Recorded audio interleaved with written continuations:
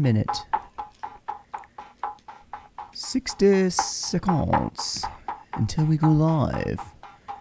Sit tight, folks. We're sharing them out. We're letting people know we're here.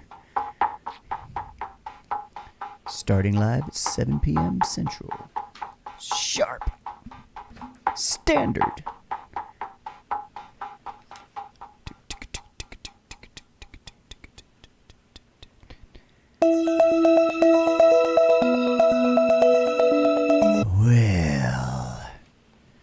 Well, let's see here. So, I do believe we're set to go. Are we? Well, I mean, as ready as one can be. Okay. What's up? None. Oh, am I missing something? No, not at all. I figured at this point, after 5 days of doing this now, you'd be tired of me. Oh, yeah. No, I was tired of you before we started this. Oh, just the mere mention of doing this 10 days in a row, I was already tired of you. Oh, that's so, low. remember when we promised you updated... sorry.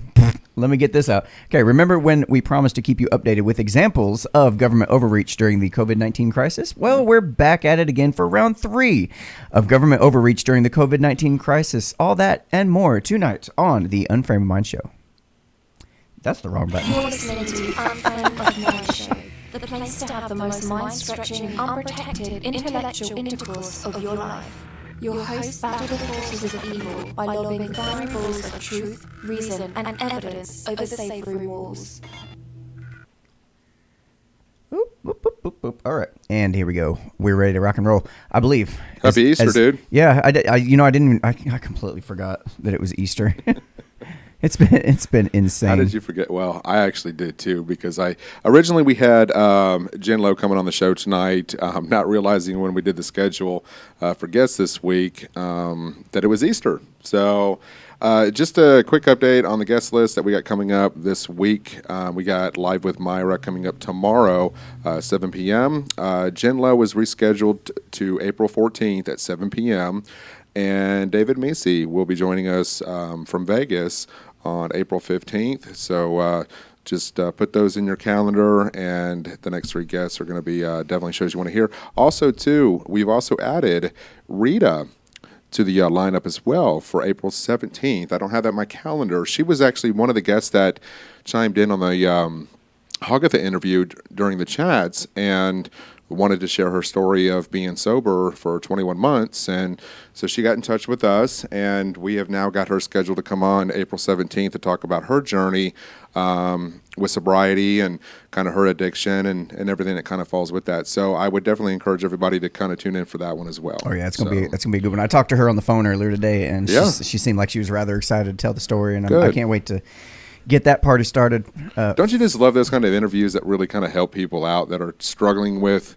some sort of addiction? You know, I mean, that's got to make you feel good to want to bring those people on to hopefully encourage others that might be struggling with something. Yes, absolutely. So before we get started our main topics tonight, I do have a special segment of the Phobismist to do. I hit the button. See what happens? It's not working. Nothing. Phobismist.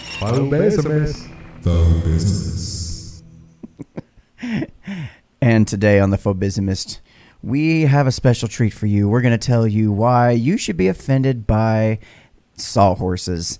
That's right, sawhorses. Those pesky little tools of the Mexican construction worker. That sounded racist. Sometimes I get ahead of myself, but okay. I need to put on my Phobismist voice for this. All right. Hey, you know what else we need to put up here? What's that? Look what's missing. You see what's missing? No, I don't. Oh, us in the corner. We are missing in the corner because I don't think the audience cares all that much. Yeah, no, that's okay. But guess what? I care, and you all are going to look at us. Sorry. Okay, not that big, but you're going to look at us anyway. I don't care. I'll fix that later. I'm looking sharp today, man. Yeah, you are. All right. So basically, tonight, we're going to tell you how and why you should be offended by sawhorses. Anthony, is there any particular reason why you feel like we should be offended by these sawhorses? I don't know if I would be offended. Probably feel bad for the little guys. I mean, they're trying to self-identify as something, and they're not either of those things to be a horse. So they're not a saw, and they're not a horse. They're just a table with a piece of wood on it. That's got to be a terrible struggle to go through.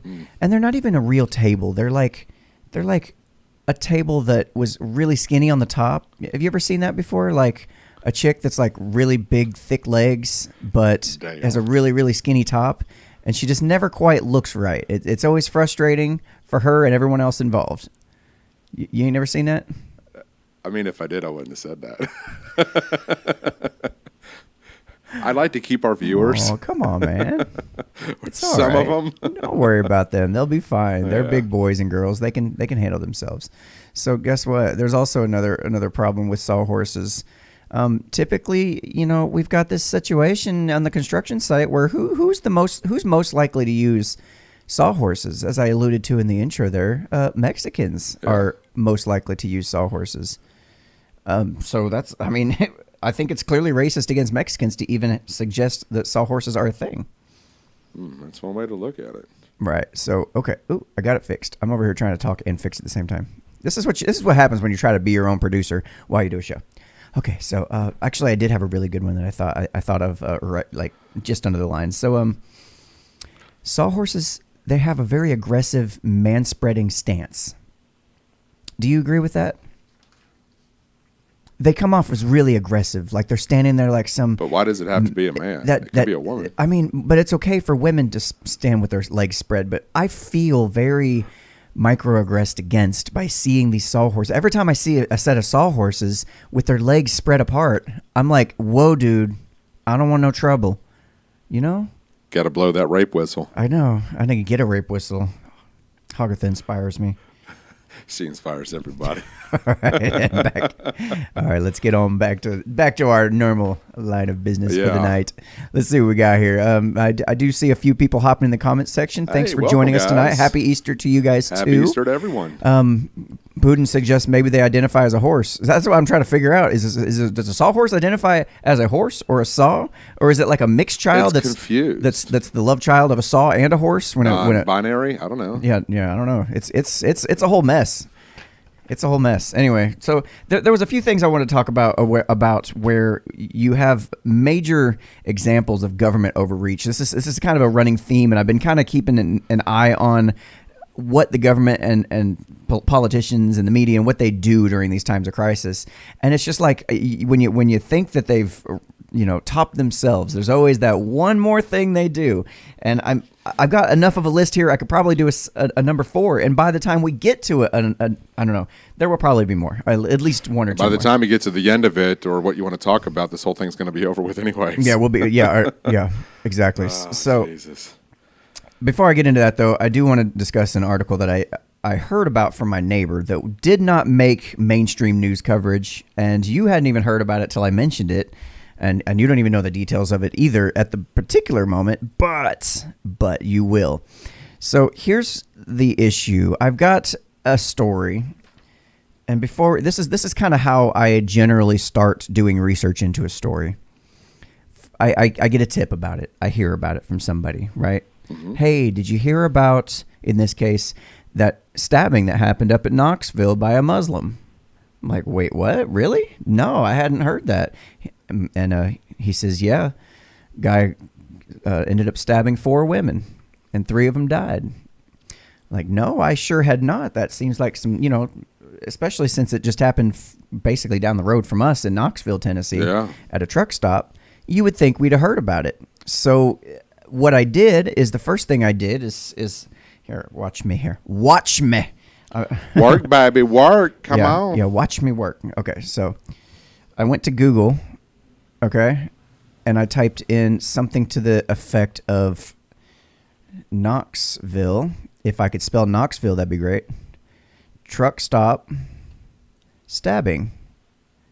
Okay, so I head over to the news tab, which would be here. And interestingly, now they're showing pictures, but when the story first came out, they were not showing any pictures of the guy. I wish I'd have saved those screenshots, but basically the idea here was that they wait a minute, name of the assailant wasn't even mentioned until page 2 of the Google results. I didn't see an image of him at all. Nobody mentioned his religion or any kind of potential motive that might have served. And I go over to DuckDuckGo, and their search results were much, much better. Now, granted, it wasn't much better, but it was better. So, DuckDuckGo. You're already there. Yeah, I don't want all that extra shit back there. I don't know what all that is, and I don't want it. I just want to go straight up DuckDuckGo. And then it was Knoxville. Knoxville, what did I just say? Knoxville. Truck stop. Yeah, truck stop. Stabbing. Yep. Okay. Yeah. I meant that. Why I can't type and talk at the same time. This is why I have you here. Hook a brother up, man. All right. So a lot of the stories were very similar. Headlines were like 3 workers fatally stabbed at Knoxville truck stop. Knoxville pilot employees killed in stabbing attack. It was very vague. 4 dead, including suspect, 1 hurt in Tennessee truck stop stabbing.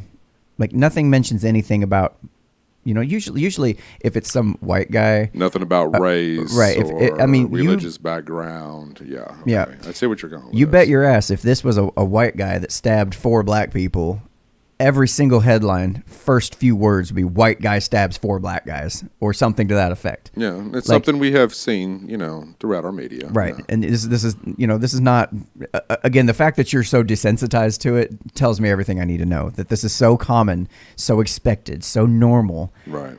And I don't, I don't even care about the story itself. I'm more interested in seeing how it's represented when the facts come out. But I did find one. Let me see here. From Bare Naked Islam. Of course, they're a little bit biased. They were the first ones that actually showed the picture of who this guy is.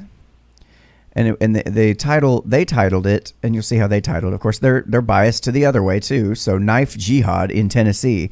Muslim savage stabs 4 innocent women, killing 3 of them for no apparent reason. Now, that's interesting because I do feel like he probably had a good reason. Nobody just stabs people at random for no reason. So I don't know why they had to add that, but I believe that might have been their way of kind of legally protecting themselves, their version of allegedly. Muslim savage stabs 4 innocent women. Yep. Now, why couldn't we just maybe word that headline a little bit different? Man stabs 4 innocent women. Why do we have to put Muslim? Why do we have to put savage? Well, in this case, it's for clicks. It's all it's for. Right. Well, this particular site, Bare Naked Islam, they know their audience, so they know what title is going to get the clicks. Well, but then again, this is what keeps a lot of us divided is reading headlines like this, because they know that anytime they can pounce on a Muslim, I'm not defending Muslims. I'm just saying if this was any demographic, what's going to work. You know what's going to piss people off. Mm-hmm. Especially when that particular, group of people is already being targeted anyways. So that is, it's interesting. And it's funny, too, because I've often talked about when people do reports or articles, why don't you leave the term white man or black man out of the equation and just, put a person in place of that when you actually go to do an article? Because they know they want to identify this person by their race, and that gets people worked up. It starts pulling those heartstrings, mm-hmm. and people just start feeling the emotions from it. So it gets those old emotions going, man. It gets you got to watch for this stuff, man. And that's first thing I look for. Like I said, I go to Google, I go to DuckDuckGo, just to see what the difference is between the two, and then how they're using those headlines to try to get those clicks and get those emotions up and get people going, wait, what happened? Yeah. So they click into it. Oh, them Muslim motherfuckers, they done did this and that. Or the other side of it is like, nobody heard about it because, it's not being reported as white man stabs 4 black guys. It's just, and then when that happens, you don't hear about it from the other side. It's like, you got to be really careful about where not so much where you get your news, but what you actually get from it. Like, you got to be aware of the devices that are being used on you as you're reading through these things. I think one of the reasons why I didn't hear about it is because I don't look for that stuff anymore.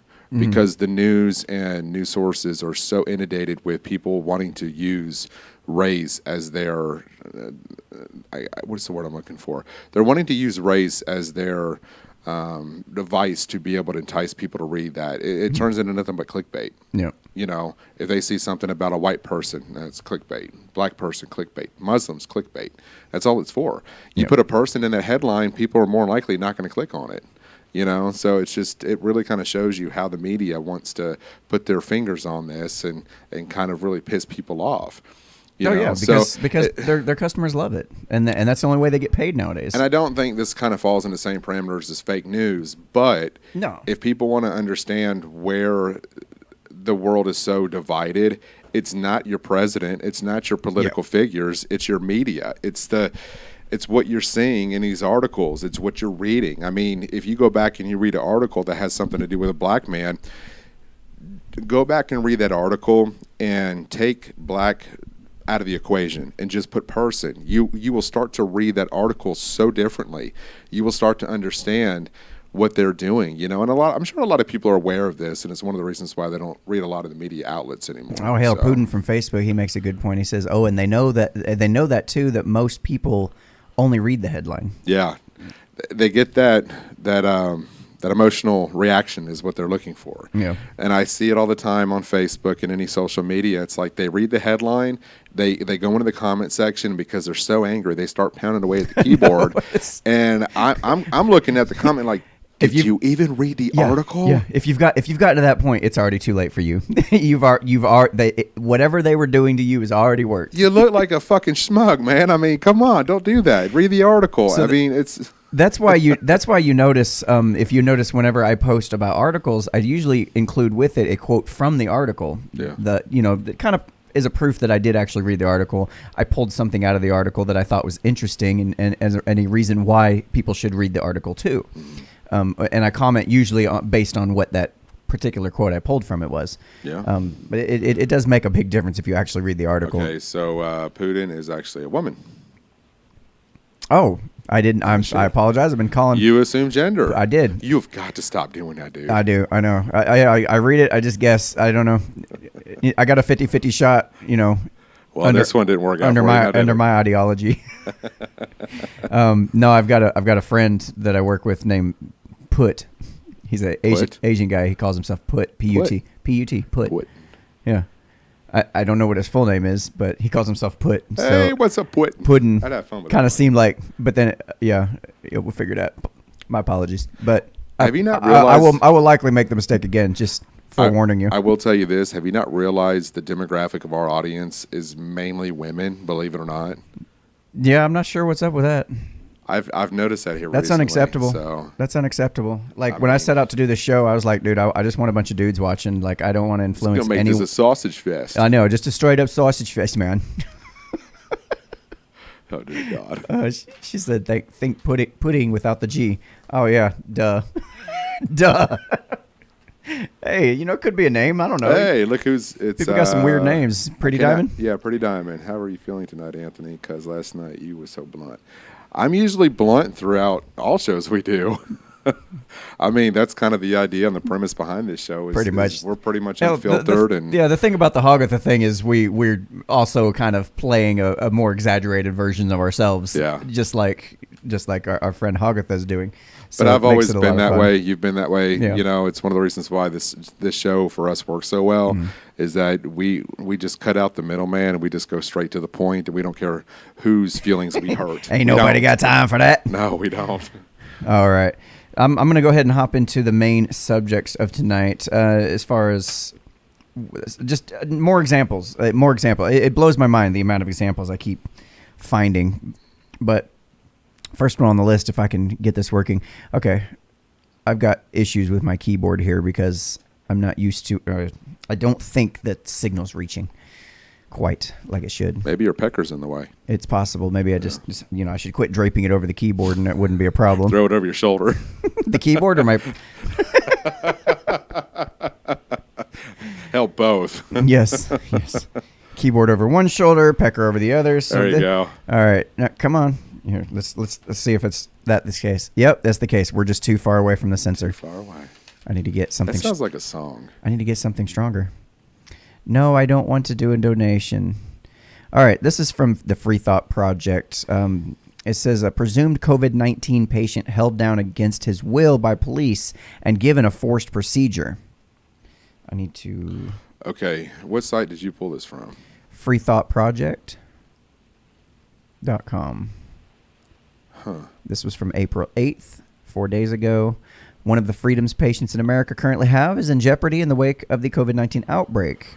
It It's the freedom to leave a doctor's office, hospital, nursing home against medical advice, also known as leaving AMA, which stands for against medical advice.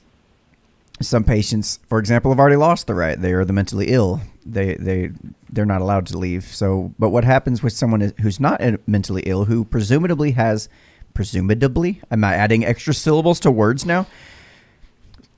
Presumably. No, I like the other word better. Go with that one. It flows so much better. All right, who Please. presumably has COVID-19. Now I'm going to start saying it like that forever and ever. Has COVID-19 because of symptoms, wishes to leave a medical facility, AMA. The answer may be scared, and da-da-da-da. Okay, I don't want to sit there and feed into the emotion of this article, but I do want to get to the meat of it because the fact that it even happened was enough for me. Okay, so this was a procedure that they were supposed to have done because of the COVID-19, or what was the... Okay, so a video shared with the Freedom Thought Project, which is being systematically deleted from the internet, shows an example of this. James Abram of Dallas, Texas, went to the hospital, reportedly by ambulance, with symptoms of chronic cough and a fever. Yet when hospital staff attempted to do a quote-unquote workup on him to determine which illness he had, when someone from his home called for help, he refused and started a Facebook Live video. After spending some time in the ER, 6 local hospitals, staff including what appeared to be police officers equipped with body cameras, surrounded him and attempted to test him by force. It is unknown if James had an extreme fear of needles or history of mental illness, but he did ask for a lawyer. "Before you stick a needle in me," he said. As his anxiousness seemed to increase, he wanted a lawyer present. One of the caregivers attempted to explain to Mr. Abram why they wanted him to consent to be tested. He explained, "So the doctors talked to you. They did not feel like you have the capacity to make medical decisions based on their discussion with you." Now, I don't know what was said by this guy to make them feel that way, or if that's... Is there a video? True. They do have... Oh, shoot. Go down. Yeah, I don't know if they have the video, but they said it's been trying to be systematically...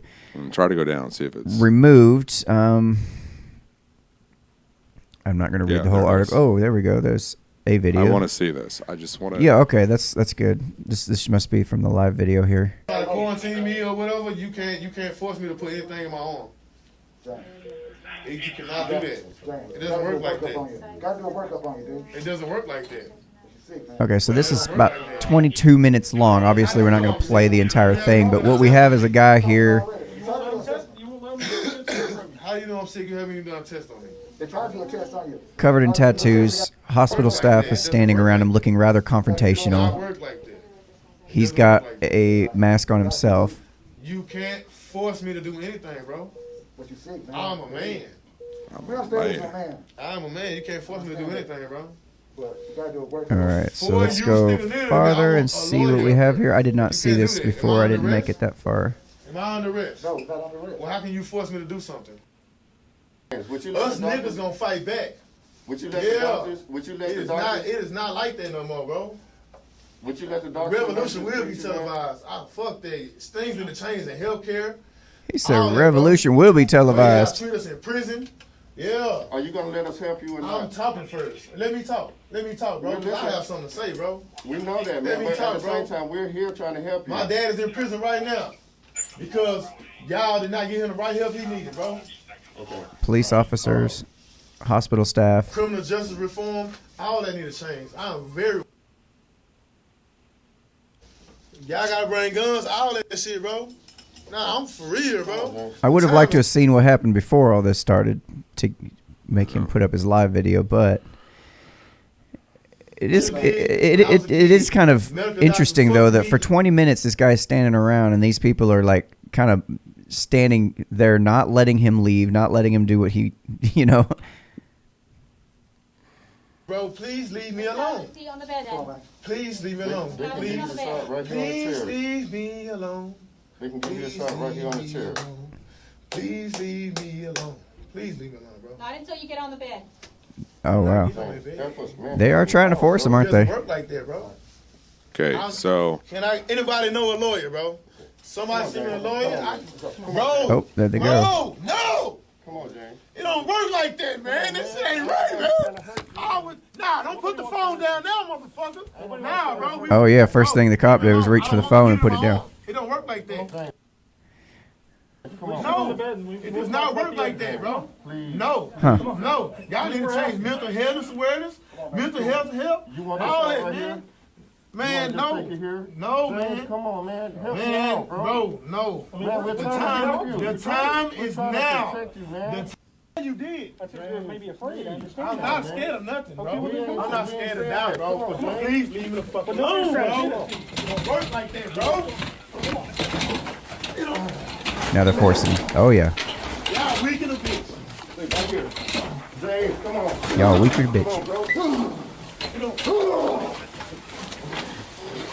Stop. Jesus Christ. Stop. I'm not choking you. You choking me, bro. Stop. You're choking me, bro. Stop. Damn, that's Help! Stop. okay. That's that's So- more than tries to force him. They did force him. They they was fighting him, holding him down and I've shit. got my thoughts on this. All right. I'd be kinda interested feel to hear 'em. I kind of feel like he was trying to strong arm the situation by throwing out all the comments that he was about how, you know, the government's not going to do this, they're not going to do that, yada yada yada, which is fine. But what's the purpose does that serve? These people obviously that are trying to restrain him don't give a shit. They just want to restrain him for whatever the reasons are. Now, here's the other problem I have with this is if the guy, if he's not, I don't know, man, it's like he should be able to leave. You would think. And that's where I kind of No questions asked. Oh, yes, sir. Sorry. You know, go ahead. You're free to go. Like that's what I'm saying. I'd like to see what happened up to that point. What was it that went down that had all those hospital staff in there, had the police officers called? What was it that led up to that event? Okay, made so them say something? was he tested positive for COVID-19 or no? No, I think from what I understand based on their article is that they're trying to test him to see whether he is in fact positive or not. That he came in with a chronic cough and he had some other symptoms. He can have a chronic cough for any reason at all. I mean, he could bronchitis. I mean, he could have pneumonia. He could have something that is trigger this cough. But for them to forcefully try to restrain a man because he has a cough, no, get the hell out of here, dude. He's got it. He's got a case. Yeah. And now I can understand if he had tested. Now let's look at both sides here. If he did test positive, then went to the emergency room for whatever the reason, I can understand them trying to keep him there from going back out in public and spreading this, and it being he's more or less a health concern for the public, but.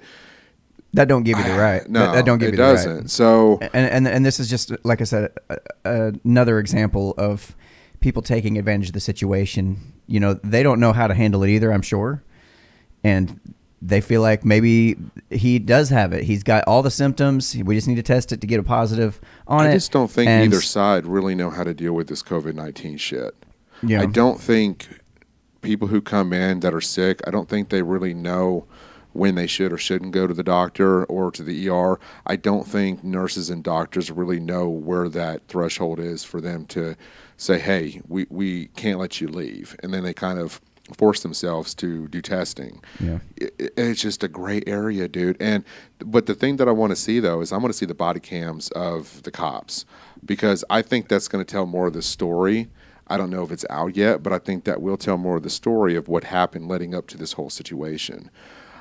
I don't know. I mean, he was kind of combative with everybody in the room, but I understand as to why.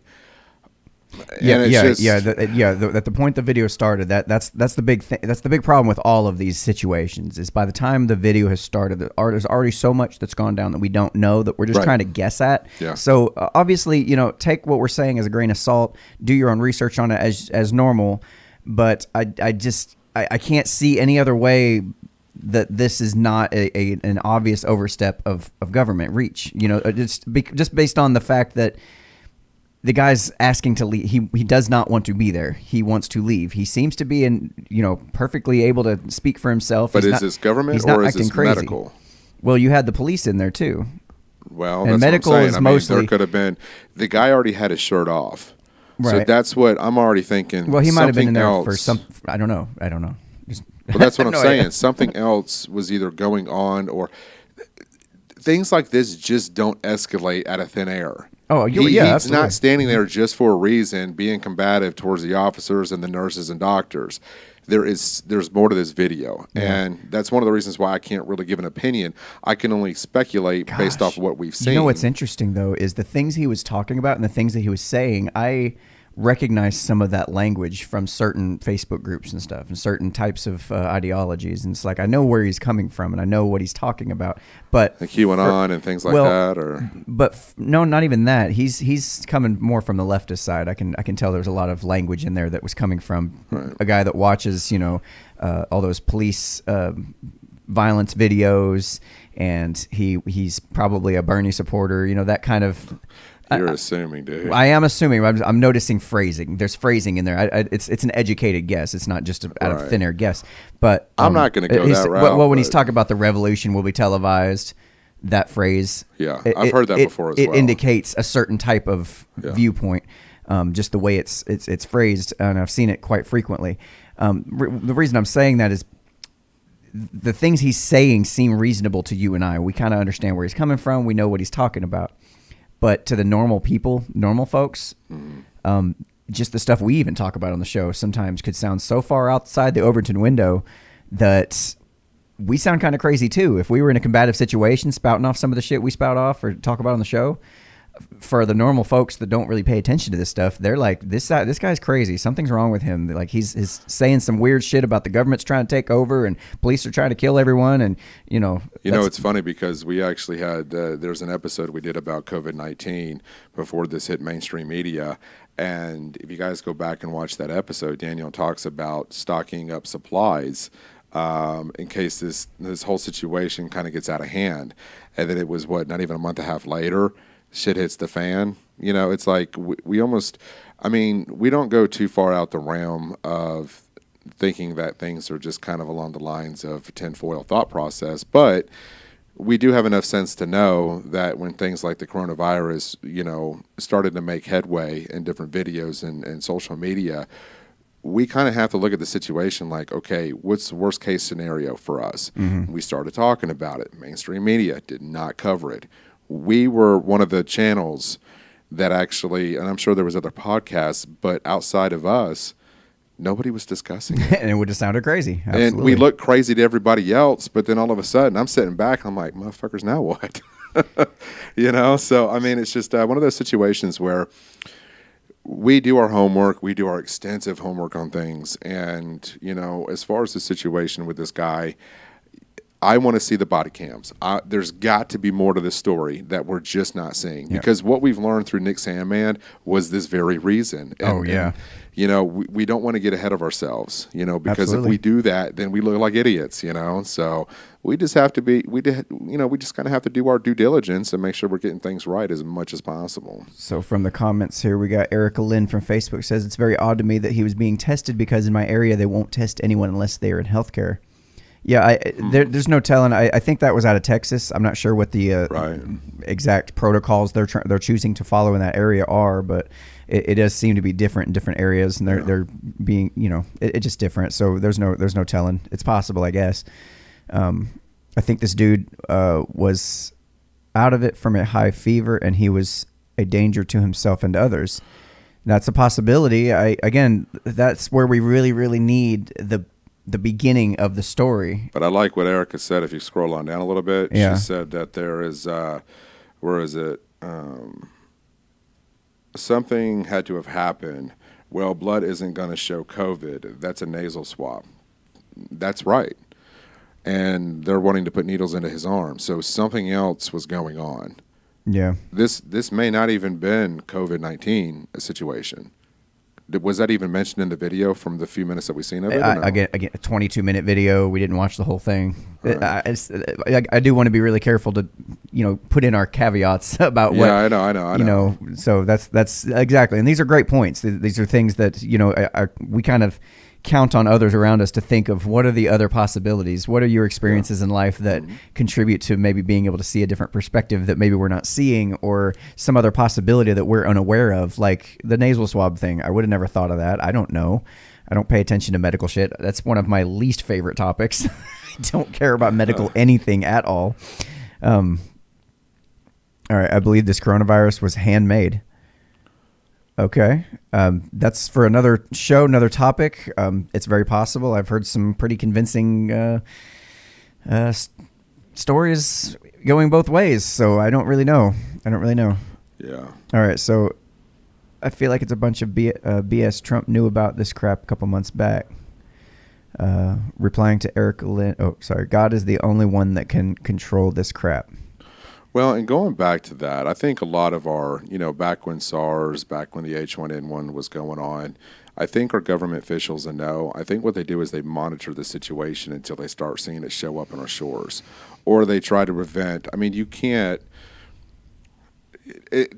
I guess it's one of those situations where Trump, it doesn't matter if it's Trump, Obama, Bush, whoever. Right. Every politician is going to be criticized for how they handled each crisis or disease. And it's never going to align with everybody's political backgrounds or stances. Do I think that Trump should have probably acted a little sooner? Yeah. I mean, if Trump saw the videos we did coming out of China, yeah, I would have liked to have seen Trump, tackle this a little sooner. Mm-hmm. Although he didn't, that's fine. But I think it was still early on enough to where it could have prevented even more of a widespread panic and hysteria than what we're seeing now. So I mean, there's no really way of knowing because had Trump waited until the end of March, this shit could have just spread like wildfire and got really bad. So it's just hard to tell, and it's one of the reasons why I'm not so critical of Trump, because I wasn't so critical of Obama back during the H1N1. Mm-hmm. Because I don't know what it's like to be in that position to kind of monitor a situation like this, and when do you make that move to protect your citizens? We don't know. Yeah, that's a good question. It's hard to gauge. That's a good question. It really is. So I know a lot of people are critical of Trump for his stance on that. I'm not going to be. I wasn't that way with Obama, and I choose not to. That's just kind of my stance on it. So. All right, so let's go to the next story tonight, and this one also happens to come from the Free Thought Project website. I think I grabbed two articles that were back to back on my feed. Okay, that's why I wasn't just like scanning Free Thought Project for yeah, you were for articles, because I do understand where their biases lie as well. They do have some biases that you got to be aware of. So the article is about healthcare workers say police took her children because her job exposes her to coronavirus. And it shows on the thumbnail for those just listening. The order says in a screenshot of the order given, this is a matter before the court of the petitioner's ex parte emergency motion to modify custody and for pickup order due to respondent Spencer's exposure to coronavirus. The petitioner alleged and submitted documents in support that the respondent alleged proximity to coronavirus. The court takes judicial notice. There is at present no vaccination.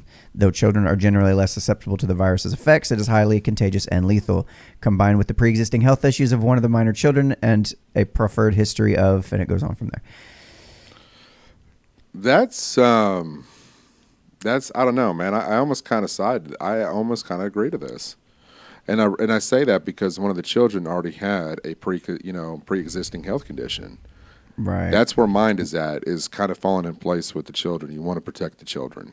Well, yes, but at what cost, I guess, is the question here. When does it become okay for the state to say, well, you're putting your children in danger over this virus that nobody really knows that much about, that we're still trying to figure out, that it just seems like another example of saying, yeah, we'll go ahead and just take your children because we feel like they're in danger. So well, what we say does the mom have the virus? Might makes right. I thought it said let me go ahead and read this from the article. Let me find a good spot to start. All right. Oh, goodness gracious, that's what I'm looking for. Figure it out, dude. Figure it out. I got an app in here that I keep forgetting to use that lets me highlight things on articles. Okay, so basically I keep forgetting. It says the police showed up at my doorstep at 1 p.m. and took my kids from me because I work in a clinic. A judge signed off on this because of my exposure to the coronavirus. Just a heads up to nurses, doctors, firefighters, police officers, and other first responders who have children And sneaky X's. Sneaky X's. What does sneaky X's have to do with it? Watch your backs. Sneaky X's. If you know how sometimes you happen to have a good relationship with your ex, but a lot of people have a very, very terrible relationship with the ex. And if I'm the ex, and if I'm like, hey, my wife works as a healthcare clinician or something, and she's potentially exposed to, and she's putting the kids at danger. So you need to go in there and remove those children from the home, which is completely traumatic for the children. First of all. This is where my tone would probably change with this. The mother, yes, she's in the healthcare profession where she can be exposed to the coronavirus. However, I think that the children, if the parent was worried about being exposed to the coronavirus or the kids potentially getting it, something could have been set up to where the mother could have had the kids stay with the parents or the next of kin relative or something. Okay, hold up. So, according to Spencer, her angry ex-husband weaponized the police and the courts and used her job in a health clinic as a reason to get the children taken from her. After posting the photo of the order, many folks called Spencer out for the alleged neglect cited by the court. Spencer was quick to explain what this meant. She says, I do not have a history of abuse.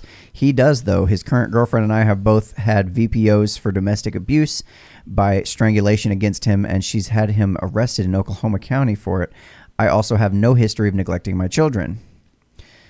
So this is personal. This isn't the neglect cited was supposedly for her continuing to work, and it could potentially expose her kids to coronavirus. Yes, right. Now this is. I mean, obviously, this sounds like a mess of a situation. You have it's like Jerry Springer, 2020 coronavirus. God.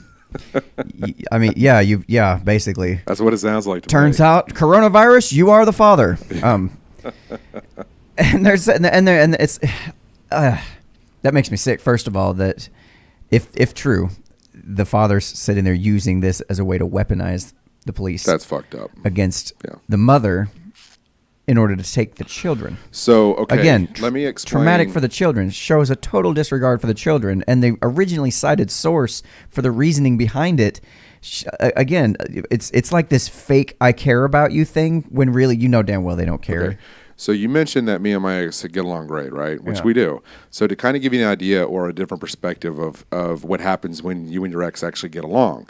So my daughter sees me every other weekend, and when I spoke to her mother about getting her on the weekends, the county we live in, has more cases of the coronavirus than it does in their county, I was supposed to see a friend a little over a week ago. I was supposed to go on a Friday, spend the afternoon with them before I went to go get my daughter, 2 days later, actually that day, my buddy calls or texts me and says, hey, I'm not feeling well. Let's cancel on today. I said, okay, right. I'm going to go get my daughter. Well, I didn't end up getting my daughter because I spoke to her mother.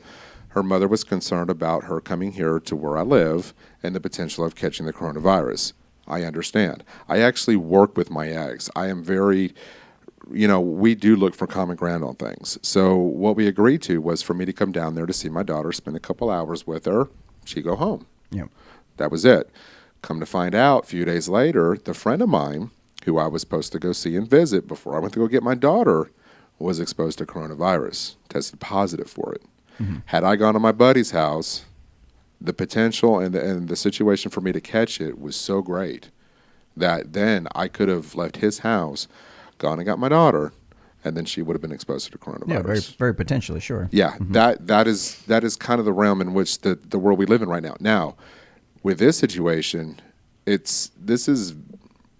so if two exes not getting along, right? No, I mean, and if they got along, no, go ahead. I'll just say before you get into that, if I felt like I was like for whatever reason vindictive against you, and I felt like I wanted to pull some moves and again weaponize the police force, right. I could have taken that information you just told me, or mm-hmm. some semblance of that story, and said, hey, this dude is putting his daughter at danger. I'm concerned for the well-being of that little girl. You got to go in there and do something. And the police have to respond to reports. They at least have to check into them. Well, here's the thing, though, is because I have that great relationship with my daughter's mom, mm-hmm. that didn't happen. Yeah. We came to the decision that it was best for me to come down to see her, where it's in a county that has had no reports of the coronavirus. Yep. versus an area in which I live in that has been, I think, one of the top counties, in Tennessee that has been exposed to it. So for us, this is what made more sense.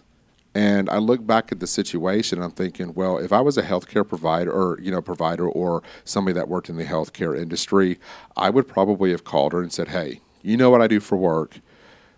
I can video Skype, I can do whatever, and still be able to see my daughter and talk to her, But I would have made that decision on my own merit, meaning that I would have contacted her and said, hey, I'm in healthcare, I'm around this stuff. It's probably not safe for me to come down here and get it. Now, the problem with this situation is they don't like each other. Had they liked each other, I feel like they would have worked something out. That's just, the bottom line to it. So that's one of the reasons why with this whole situation, I'm thinking to myself, this is all out to, for vengeance. And, there's obviously a whole Jerry Springer situation that's involved with this. Billy says we're missing Hagatha in the background. Yeah, I know. We can't keep Hagatha on a chain, in our back in our background all the time, Well, some people might call that slavery. I don't know, especially since she's like 2% black or something. I will say that we talked to Hagatha after the show, and you will probably see Hagatha coming back on the show sooner than later. More often, yeah, absolutely. Often, so that would be awesome.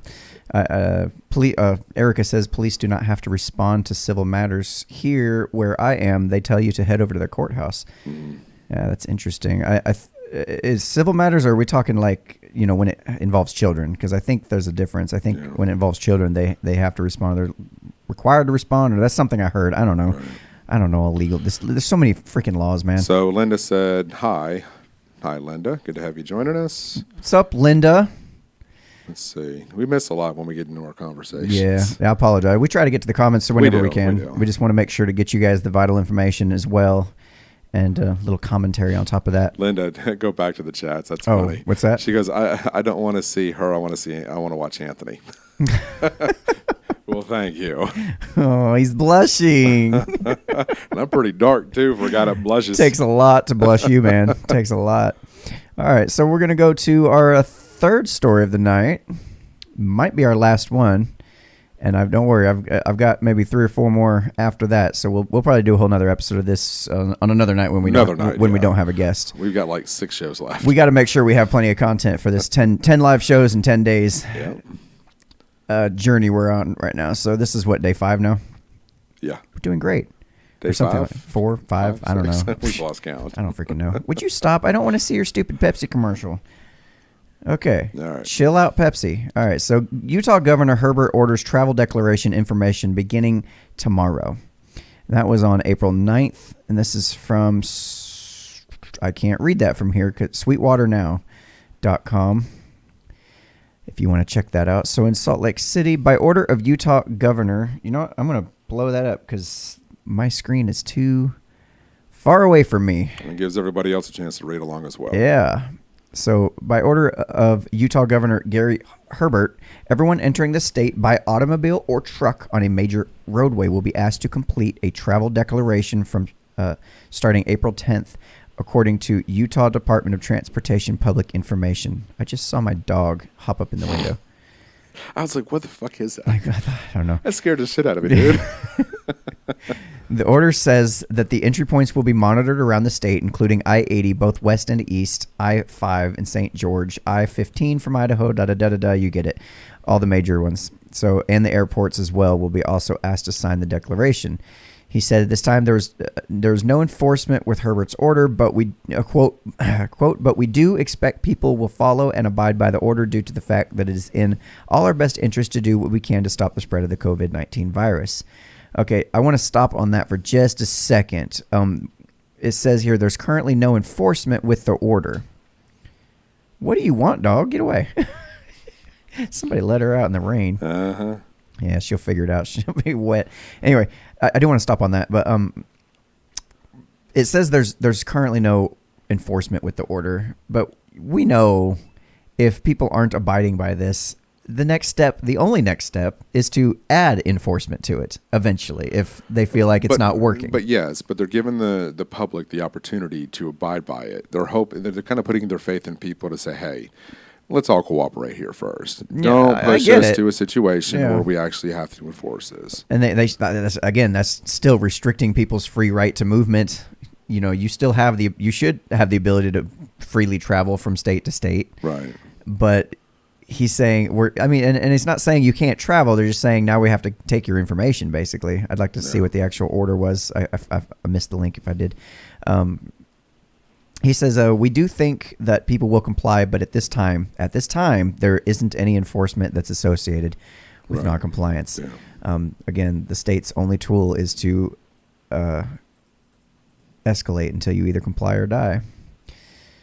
The entry points have geofencing. This is what I thought was interesting about this. The entry points have geofencing, and travelers will receive a text message from federal system upon entering the state.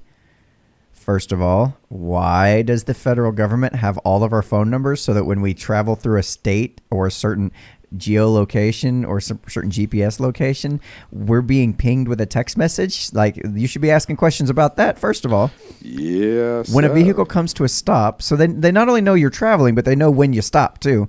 The driver will then be directed to entry.utah.gov to fill out a self-declaration form. The form will ask if anyone in the car has tested for COVID-19 over the past 14 days and the results if tested, and if anyone's experiencing any symptoms. It will also ask It'll also ask for contact information where the people have traveled over the past 14 days. Driver will then receive a confirmation when they've completed the form.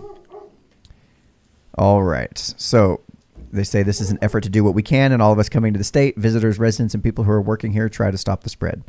I mean, they're trying to come up with ideas to stop the spread, I understand. But when you are the hammer, everything looks like a nail. When you are the U.S. government, you've only got one source of only one way to solve problems. Yeah, so here's your form here. And it shows you got to put your entry location, your full name, date of birth, health information. Oh, yeah, so much. Oh, they want your home address. What do they need my home address for? Email is required. Yep. For verification email. Everything. Yeah. Specific areas you've traveled. Jesus Christ. They want everything, man. They want everything. Current date, authorization. You know how that goes. It's not cool, man. No. Like, you guys gotta chill out, man. This is not. I mean, I get it's serious, but shit. I think it's just all more just testing the waters and seeing what people put up with.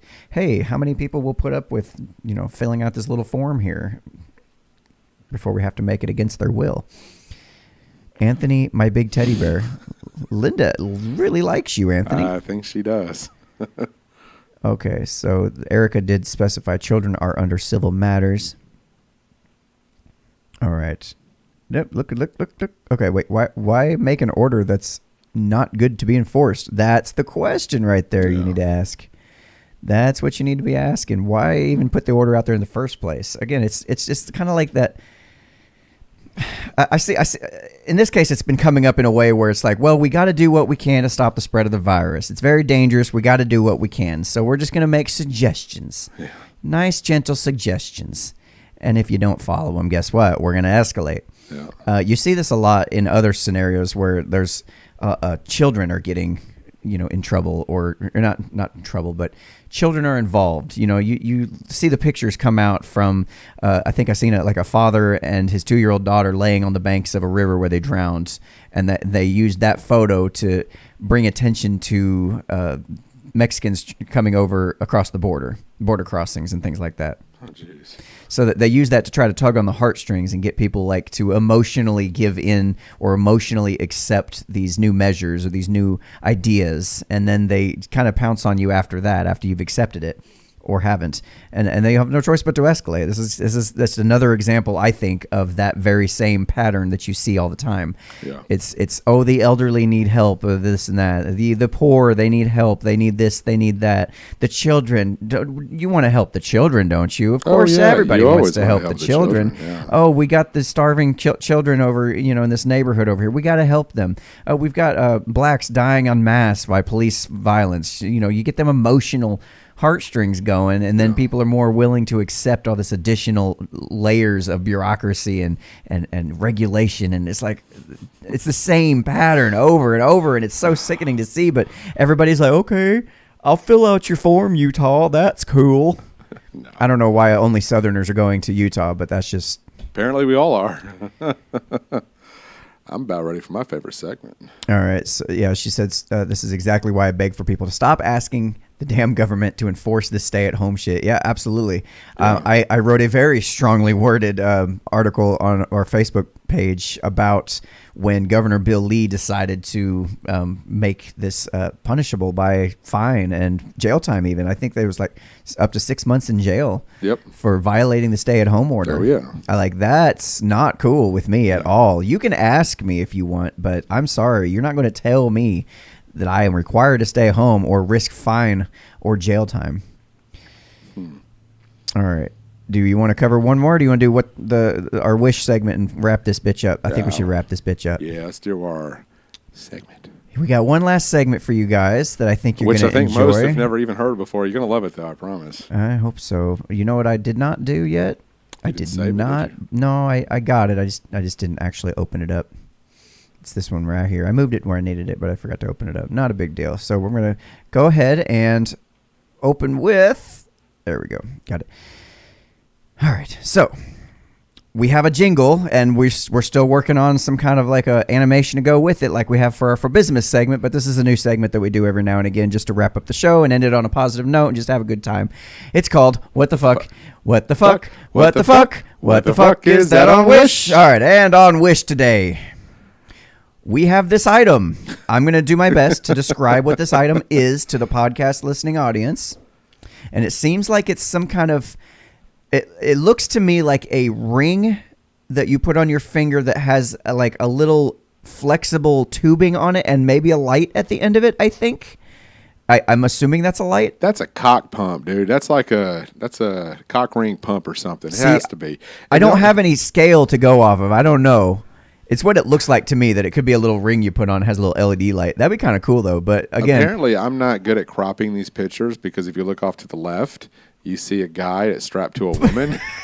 Yeah. And I could only assume this is a sexual object that we're looking at as well. Well, we got over here a mask, so it's probably coronavirus related and sex related. It kind of happens to fall between the two topics. Well, if you think about it, that's pretty much what everybody's doing during the whole quarantine shit, is everybody's having sex. Well, if you're not killing your kids. Okay, for the price of $22, I'm going to have to assume that you're probably right. I don't know what this is, but it seems like it's going to be a bigger item. I just need a visual. I would love to see a cock in this ring. I'm just kidding. I don't know, man. You know what we ought to start doing is we ought to start. You said that's a pump? It looks like a pump. It looks metal though. What happens when you pump it, or is it just metallic looking? Because that doesn't look like squeezable. It looks solid metal. Hey, I tell you what, those that are watching, if you ever find something on Wish that you want us to try on or figure out what it is, feel free to send it to us. We need to start doing that. That shit right there would be Somebody says a book light. A book light? I don't know about a book light. Let's look at that again. A book light. How do you... I'm sorry, man. That is not a book light. I don't know how the hell that attaches to your book unless you're reading scrolls with it. This is a scroll light. It's a scroll light. $22 scroll light off wish.com. There you go. There you have it. All right. So, folks, if you enjoyed this show tonight and you want to see more like it, just let us know. If you want to be a guest on the show, head over to unframeofmind.com. And listen, we've got a great Facebook group that a lot of people really seem to appreciate being a part of. Oh, yeah. Head on over, look for Unframed Minds. But you better have a thick skin if you're going to join this group. You gotta have thick. I'm not kidding. Yep, thick skin and manners. Thick skin and manners. People can be pretty brutal, but they're honest, and we love that about our group. So. But also too, just a heads up, Myra's on tomorrow night, 7:00. So we're looking forward to having her on and getting through our next. How many days we got left? I don't know. 6-ish. We got 6 more live days. 6-ish. Sure. I don't know. Whatever. We'll figure it out. Anyway, until next time, which will be tomorrow. Normally it's a week from now, but we usually do it Wednesday. But whatever. All right, folks, keep your pants dry and your dick wet. Have a good one. All right, and don't forget to read your scrolls with your scroll light.